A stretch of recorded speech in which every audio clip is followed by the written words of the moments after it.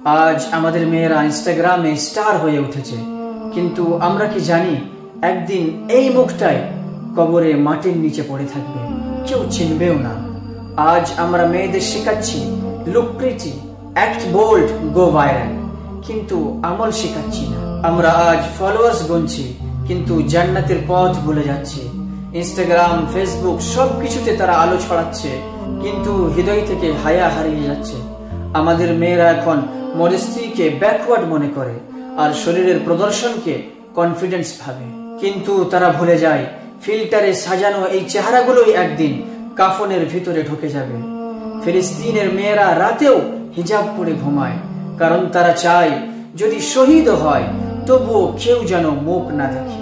আর আমরা, আমাদের মেয়েরা ইনস্টাগ্রামে দিনের আলোয় শরীরের বাজার বসাচ্ছে লাইকস আর কমেন্টের আশায়। প্রশ্ন হলো, এই অবস্থা কেন? শত্রুর ফাঁদ নাকি আমাদের ব্যর্থতা?